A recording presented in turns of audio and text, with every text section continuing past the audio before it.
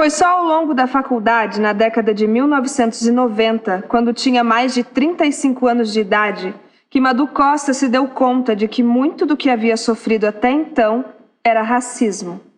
A partir das novas leituras e das discussões ocorridas em sala, no curso de Pedagogia da Universidade Federal de Minas Gerais, UFMG, ela foi enxergando aos poucos que o preconceito de raça estava impregnado no seu dia a dia e se manifestava das formas mais diversas. Estava no padrão estabelecido que a impelia a alisar o cabelo com produtos químicos, estava nas barreiras invisíveis que fizeram com que a família do seu agora ex-marido nunca a tivesse aceitado integralmente, estava nos olhares que lhes lançavam quando a viam.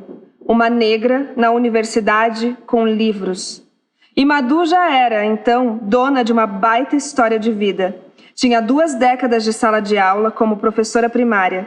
Estava separada, cuidando dos 3 filhos pequenos. Eu demorei muito a entender que o que eu sofri na infância e na juventude era racismo. Eu não sabia nomear, identificar. Não era um termo abordado em casa, de modo que eu cresci alienada dessa pauta. Quando eu tomo consciência da minha negritude, eu paro de alisar o meu cabelo e vou olhar para mim e enxergar a minha ancestralidade, a minha origem. Primeiro, eu tive uma vergonha enorme por não ter me reconhecido antes. Mas o racismo é um negócio tão bem engendrado que te convence de que você não é você. É violento demais, disse. Mas quando tomei consciência, foi um renascimento, definiu. Na ocasião, Madu enfrentava a jornada tripla. Cursava pedagogia de manhã, à tarde dava aulas em um colégio particular do sistema de ensino arquidiocesano, onde conseguiu bolsa para os 3 filhos e encerrava o dia lecionando em um colégio estadual. Cuidava sozinha das crias. Foram 5 anos nessa maratona, contou. A rotina intensa, no entanto, não a impediu de ter sido uma mãe lúdica, a exemplo da criança que tinha sido no passado. Imaginava histórias, criava enredos, mas nunca escondia a verdade dos filhos. Nunca fiz nem o possível, nem o impossível. Eu fiz o que eu tinha que fazer por eles, disse. Todo esse contexto, é claro, se refletiria na escritora que ela viria a se tornar. Em 2001, publicou A Janta da Ana, que, embora se tratasse de uma produção independente, teve boa repercussão em Minas. Uma política pública antirracista, no entanto, contribuiu para que ela entrasse de vez no mercado editorial. Em 2003, o governo federal sancionou a Lei 10.639, que tornou obrigatório o ensino da história e cultura afro-brasileira e africana em todas as escolas. Nessa esteira, Madu foi convidada por Maria Mazzarello, publisher da editora Maza, que tem foco acentuado em questões raciais. Ela me disse que queria textos curtos, com períodos curtos cada página, mas que dissessem muita coisa. Eu comecei a pensar e encarei o desafio, relatou a escritora.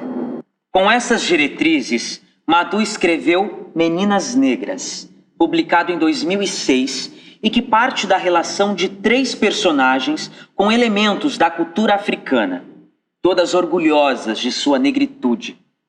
Adiante, em 2009, a escritora traz novos títulos, como A Caixa de Surpresa, Cadarços Desamarrados e Coumba e o Tambor de Ambê. Este último apresenta um menino negro que sai se apresentando com seu tambor e conclamando as pessoas a lutarem contra o racismo. De forma lúdica, Madu trabalha sempre com a afirmação identitária do negro, de uma forma que ajuda as crianças a se sentirem valorizadas. Olhando a própria história, a escritora pondera que, se tivesse tido acesso a publicações como essas na infância, talvez não tivesse levado tanto tempo para perceber o racismo. Eu brinquei com bonecas loiras do olho azul a infância inteira. Eu repetia a mãe preta da senzala, que amamentava o filho da sinhazinha, enquanto o seu filho mesmo não tinha chance de tomar o leite materno, apontou. Me sinto muito feliz de poder escrever para crianças negras e não negras. E para adultos que ainda têm a sua criança interior racista. A minha escrita acessa um universo muito diverso, de maneira cuidadosa, carinho e ao mesmo tempo direta. Seduz e puxa a orelha, definiu. Suas relações ancestrais, que se tornaram ainda mais evidentes por causa da literatura, aprofundaram em Madhu o desejo de conhecer a África. Em 2014, já aposentada das salas de aula, a escritora escolheu Moçambique para ser o primeiro pedacinho de solo africano que pisaria. Fez contato com o fotógrafo moçambicano Albino Moisés, pedindo sugestões sobre a melhor data para viajar. Descobriu que em agosto daquele ano seria realizado o Festival Nacional de Cultura. Além de ter representado uma ponte de Madhu com as suas próprias origens, a viagem também fez com que ela fosse celebrada como escritora no continente de seus antepassados. O Albino Moisés sugeriu que eu participasse. Eu me inscrevi, fui aprovada, participei, fiz lançamento de livro. Tinha uns representantes da editora Alcance, que é de Portugal, mas tem filial em Moçambique. Saí de lá com um contrato assinado para lançar meus livros na África, contou. Madhu ficou em Moçambique por 19 dias. A maior parte do tempo em Maputo, onde ficou hospedada, sentiu-se em casa, tanto pela cultura quanto pela relação com as pessoas. Eu me apaixonei. Que gente maravilhosa, que povo lindo. Eles te enxergam por inteiro. E você olha para um lado, só vê preto. Olha para o outro, preto. Meu Deus do céu, é uma maravilha, descreveu. Deve ser mesmo. A experiência foi tão significativa que Madhu regressou a Moçambique ainda em 2014, em 2015 e em 2017. Só não fui mais por causa da pandemia, do novo coronavírus, disse. Segunda entre 7 irmãos, Madhu nasceu e passou toda a vida em Belo Horizonte.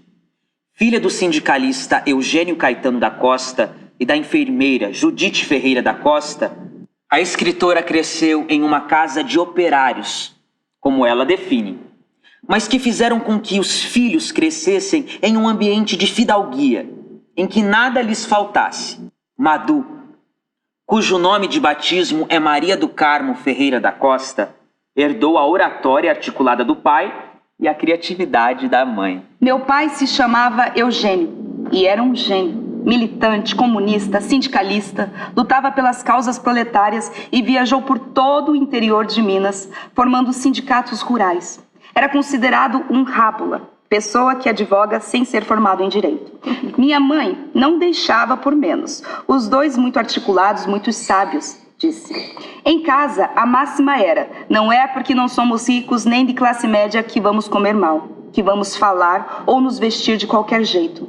Não faltavam livros, azeite da melhor qualidade, leite, queijo, castanhas, tudo o que você possa imaginar, acrescentou.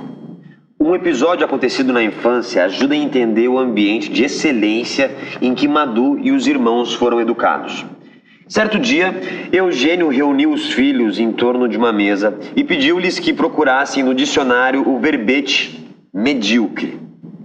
Em seguida, disse às crianças para que buscassem o significado de excelência. Ao fim, o patriarca disse, como quem ensina uma lição: vocês escolhem o que vão querer ser, se medíocres ou se excelentes. É por isso que na minha casa todo mundo procura atingir a excelência em tudo o que faz. Nessa fase da infância, Madhu não lia muito. Acometida por um estrabismo forte, tinha que usar óculos e se incomodava com as letras miudinhas. Mas adorava ouvir ou contar histórias. De natureza questionadora, não para de perguntar, buscando soluções para dúvidas que surgiam a partir de suas constantes observações. Na escola, assinava as melhores redações e fazia os cartazes mais celebrados. Eu era uma menina filosófica, com zilhões de coisas na cabeça. Minha mãe falava, essa menina vai ser poeta. Já tinha isso no meu balaio, sabe? Contou. No segundo grau, aconselhada pela mãe, Madhu optou pelo magistério, que cursou no Colégio Batista Mineiro, como bolsista. Ao longo das aulas, apaixonou-se pela arte de educar. Com o diploma em mãos, começou a lecionar na rede pública, com um frio na barriga em razão da responsabilidade de formar alunos. Quando alguns dos seus pupilos tinham dificuldades, dava aulas particulares em casa sem cobrar nada. No começo eu tinha 17 anos e minhas pernas tremiam. Fiquei 20 anos na sala de aula até começar a faculdade de pedagogia. Depois foram outras mais de 2 décadas de aulas. Eu não tenho 70 anos de idade, mas tenho mais de 70 diplomas de cursos e de eventos que participei, disse. Madu Costa também é cordelista e faz parte do coletivo Iabás, que quer dizer Mães Ancestrais, em Yorubá, em que ministra aulas online com perspectiva antirracista. A pandemia do novo coronavírus provocou uma pausa nas publicações. Ao longo dos próximos meses, contudo, a escritora deve pôr à disposição dos leitores novos conteúdos. 3 cordéis inspirados no seu neto Ian, uma reedição de seu primeiro livro, A Janta da Anta, e o lançamento em Moçambique de Coumba e o Tambor de Ambé. E assim nós vamos adiante, desdemonizando o continente africano, contando boas histórias, lutando contra o racismo e educando, acrescentou Madu.